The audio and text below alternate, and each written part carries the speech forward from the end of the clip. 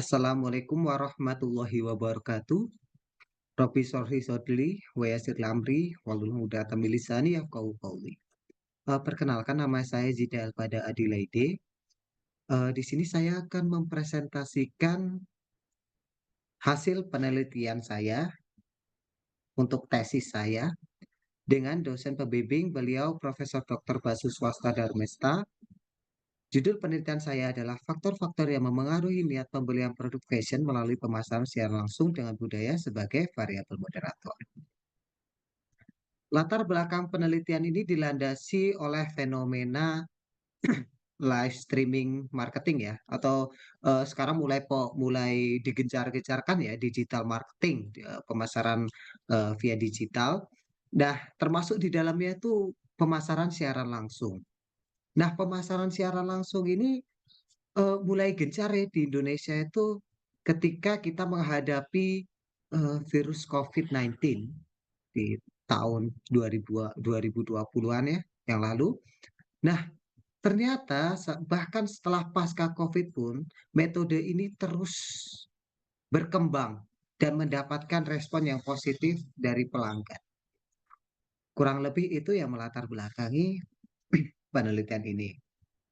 Nah, penelitian ini menggunakan dua teori yaitu teori nilai pelanggan dan model penerimaan teknologi. Objek yang diteliti adalah produk fashion bermerek Jiniso yang dipasarkan melalui fitur siaran langsung pada media sosial seperti TikTok, Instagram, Facebook, dan lain-lain. Nah, masalah penelitian yang mendasari penelitian ini yaitu kurang lebih ada dua. Yang pertama, pemasaran secara langsung ini merupakan fenomena yang baru dan belum mendapatkan perhatian dalam dunia penelitian. Lebih lanjut, masih sedikit penelitian yang menginvestigasi bagaimana niat pembelian pelanggan ini dipengaruhi oleh pemasaran secara langsung. Yang kedua, adanya keperluan dalam akademis untuk menguji bagaimana peran moderasi budaya pada niat pembelian melalui suatu media sosial. Nah, variabel moderasi yang kami pakai di sini adalah eh, teori budaya dari Hofstede. Jadi kita mengambil nilai budaya kolektivisme dan nilai orientasi jangka panjang. Terkait tujuan penelitian, sederhananya ada tiga tujuan penelitian. Yang pertama menguji teori eh, nilai pelanggan pada niat pembelian. Yang kedua menguji model penerimaan teknologi pada niat pembelian melalui siaran langsung. Kemudian yang ketiga menguji peran budaya sebagai variabel moderasi.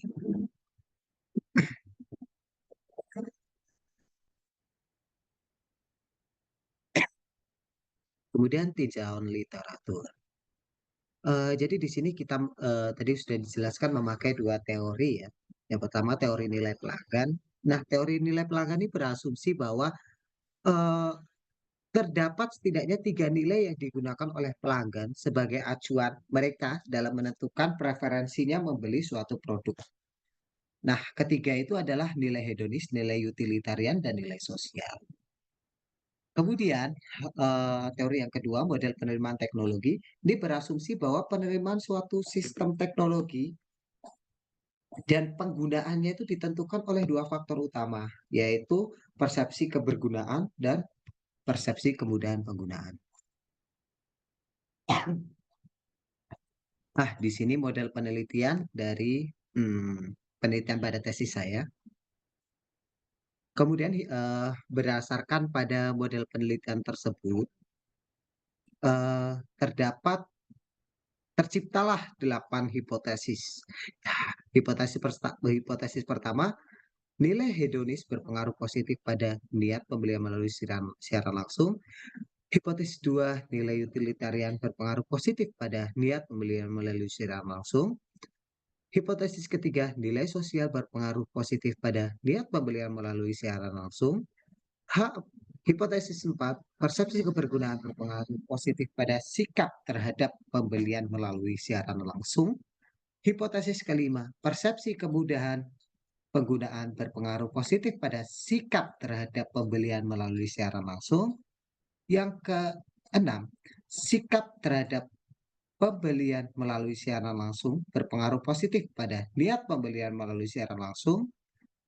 Hipotesis ketujuh, nilai kolektivisme memoderasi hubungan antara sikap terhadap pembelian melalui siaran langsung pada niat pembelian melalui siaran langsung. Hipotesis kedelapan, nilai orientasi jangka panjang memoderasi hubungan antara sikap terhadap pembelian melalui siaran langsung dan niat pembelian melalui siaran langsung. Kemudian metode penelitian, pendekatan-pendekatan pada penelitian kami adalah pendekatan kuantitatif.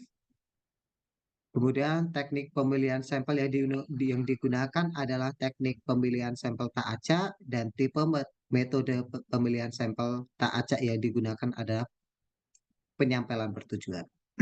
Kriteria yang digunakan pada penelitian ini adalah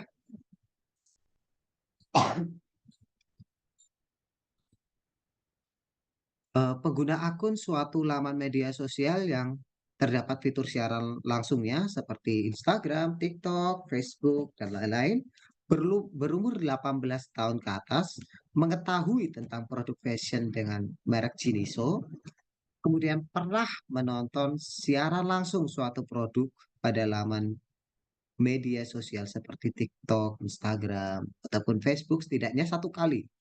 Dan kemudian belum pernah melakukan pembelian produk fashion bermerek Jiniso pada laman media sosial tersebut.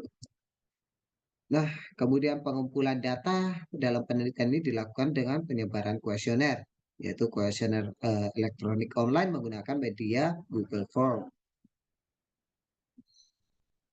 Terkait definisi operasional dan pengukuran. Nilai hedonis ini mengacu pada tingkat kesenangan. Jadi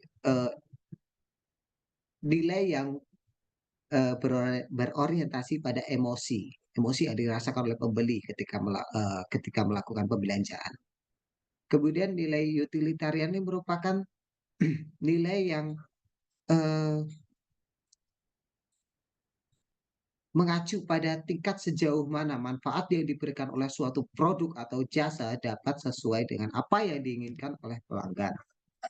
Kemudian nilai sosial mengacu pada persepsi konsep diri dalam sosial saat seseorang melakukan pembelajaran melalui laman belanja media sosial. Kemudian persepsi kebergunaan mengacu pada persepsi pelanggan terkait penggunaan suatu teknologi dapat membantu mereka dalam meningkatkan dan mendapatkan manfaat yang lebih banyak.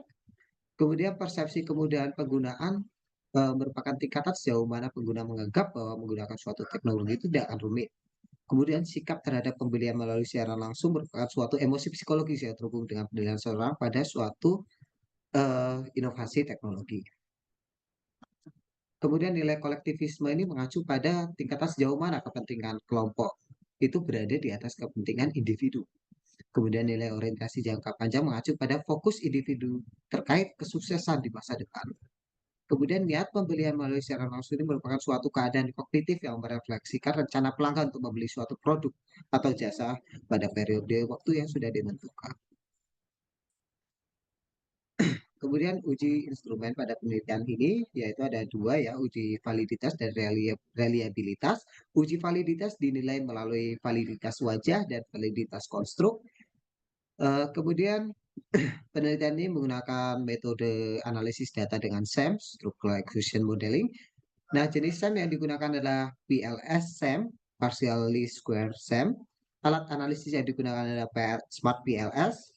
Nah, pengujian hipotesis dilakukan dengan cara melihat hasil estimasi koefisien jalur dan statistik T-nya, nilai statistik T-nya. Nah, oke, kita lanjut. Terkait profil responden, di sini terdapat total 484 responden yang menjadi sampel dalam penelitian kami. Mayoritas merupakan perempuan yang berumur 18 tahun sampai 25 tahun, itu relatif masih muda ya. Kemudian pendidikan terakhir mayoritas juga seorang anak, lulusan SMA atau SMK, profesinya rata-rata adalah pelajar atau mahasiswa, penghasilan per bulannya berkisar antara, eee, 3 juta ke bawah ya. Kemudian media sosial yang digunakan itu ada, TikTok, Instagram, Facebook, yang mana di sini paling banyak yang digunakan oleh responden adalah media sosial TikTok. Kemudian evaluasi model pengukuran. Di sini kita uji validitas konvergen. Nah, menurut, tabel bisa dilihat bahwa untuk loading faktornya itu semua nilai muatan faktor atau loading faktor berada di atas 0,708, di mana hal ini menandakan bahwa semua konstruk, variabel yang digunakan itu valid dan memenuhi validitas dengan muatan faktor lebih besar daripada 0,708. Kemudian, dari sisi AV-nya, yaitu validitas konvergen, berdasarkan hasil evaluasi, AV ya, di tabel ini, bisa dilihat bahwa keseluruhan konstruk memiliki nilai AV di atas 0,5, sehingga dapat dikatakan bahwa seluruh konstruk memiliki validitas konvergen yang baik. Kemudian di sini kita melakukan evaluasi model pengukuran dengan uji validitas diskriminan dengan metode Cornell-Laker. Nah, berdasarkan hasil evaluasi model, pengukuran, nilai korelasi konstruk asosiasinya lebih tinggi dibandingkan dengan konstruk lainnya. Dengan demikian dapat dikatakan bahwa model memiliki validitas diskriminan yang baik. Seperti yang terlihat ya, di sini yang saya tebalkan itu merupakan nilai pada korelasi konstruk yang, asosiasinya, sedangkan sisanya adalah nilai, eee, pada konstruk lainnya. Kemudian evaluasi model pengukuran yaitu uji reliabilitas. Nah, berdasarkan tabel kita bisa lihat bahwa nilai reliabilitas komposit dan Cronbach alpha pada setiap konstruk itu berada di atas 0,708. Dengan demikian dapat dikatakan bahwa semua konstruk penelitian dapat diterima atau reliable. Kemudian evaluasi model pengukuran yang terdiri dari koefisien determinasi, model fit, dan goodness of fit. Nah, bisa dilihat di sini bahwa R adjusted pada niat pembelian melalui siaran langsung itu sebesar 0,651, yang mana menunjukkan bahwa sebesar 65,1% niat pembelian melalui siaran langsung bisa dijelaskan oleh variabel, nilai hedonis, nilai utilitarian, nilai sosial, dan sikap.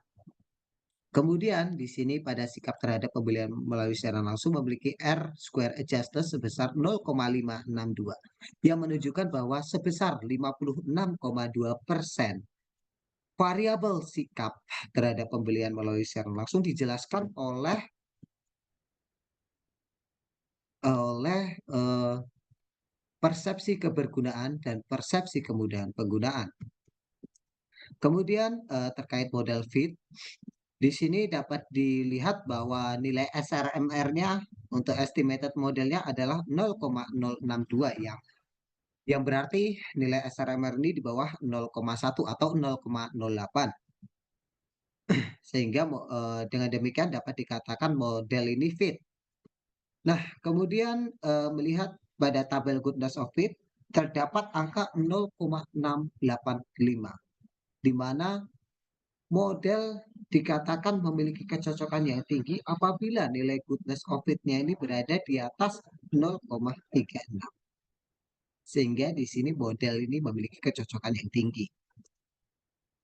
Di sini untuk uji moderasi saya juga menggunakan analisis slope sederhana. Bisa dilihat di gambar yang kiri ini merepresentasikan efek moderasi pada nilai kolektivisme, dan yang kanan gambar kanan merupakan efek moderasi nilai orientasi jangka panjang.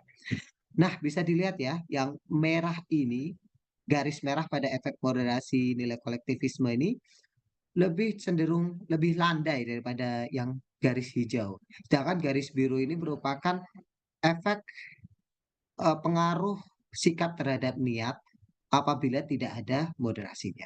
Sedangkan yang hijau merepresentasikan efek, pengaruh sikap terhadap niat apabila ada intervensi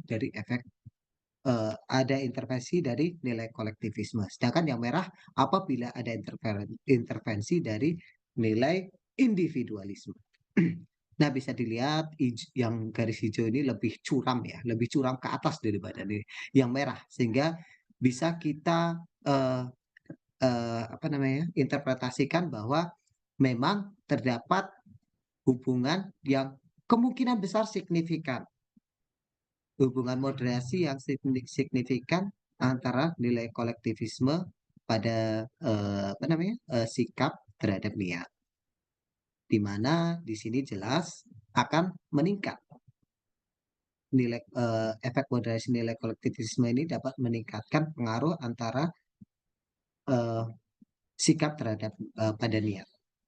Sedangkan di sini untuk yang gambar kanan nih tidak ada persinggungan ya, tidak terlihat sama sekali persinggungan. Jadi bisa diinterpretasikan bahwa memang ada, eee, pengaruh efek moderasi nilai orientasi jangka panjang, tapi tidak signifikan atau sangat kecil. Kemudian melalui hasil pengujian hipotesis diterima apabila nilai P di bawah 0,05 dan nilai T di atas 1,96. Di sini bisa kita lihat semua nilai P-nya ini, kecuali untuk efek moderasi nilai orientasi jangka panjang ini memiliki nilai P value di bawah 0,05 dan nilai statistik di atas 1,96. Sehingga terdapat satu hipotesis yang tidak terdukung, yaitu hipotesis ke-8. Kesimpulan berdasarkan hasil pengumpulan data yang, kami lakukan dan proses analisis data dapat disimpulkan, yang pertama hasil penelitian ini konsisten dengan nilai pelanggan dan model penerimaan teknologi. Dan yang kedua, hasil penelitian ini mendukung salah satu dari dua atribut moderator yang dihipotesiskan memiliki pengaruh moderasi pada sikap dan niat pembelian melalui siaran langsung, yaitu nilai kolektivisme. Kemudian terkait keterbatasan penelitian dan saran penelitian, eh, penelitian ini tidak luput dari keterbatasan. Nah, di antaranya yaitu yang pertama, penelitian ini hanya menggunakan responden yang merupakan pengguna media sosial di Indonesia, sehingga relevansinya penelitian ini hanya bisa diterapkan pada pengguna media sosial di Indonesia atau di negara lain yang kurang lebih memiliki karakteristik seperti di Indonesia. Nah, yang kedua, penelitian ini tidak dapat menangkap keseluruhan 6 nilai budaya Hofstede. Penelitian ini hanya memasukkan 2 dari 6 nilai budaya Hofstede. Yang ketiga, penelitian ini hanya sampai pada analisis niat dan belum sampai pada perilaku. Yang keempat, data pada penelitian ini bersifat potong lintang, sehingga hanya dapat menangkap data pada satu lini masa saja. Nah, untuk saran penelitian selanjutnya, yang pertama, penelitian selanjutnya pada kajian ini dapat melakukan penelitian perbandingan antara pengguna media sosial pada suatu negara dengan negara lainnya. Yang kedua, penelitian selanjutnya disarankan untuk melakukan penelitian di negara lain yang dapat menangkap seluruh nilai budaya Hofstede. Nah, kemudian yang ketiga, peneliti selanjutnya dapat meneliti sampai pada analisis perilaku ya, atau bahkan perilaku setelahnya. Kemudian yang keempat, penelitian selanjutnya dapat menggunakan data longitudinal atau agar dapat menangkap perubahan pada niat pembelian dan perilaku. Oke, sekian yang dapat saya sampaikan ya. Kurang lebihnya saya minta maaf. Wabillahi taufiq wal hidayah. Wassalamualaikum warahmatullahi wabarakatuh.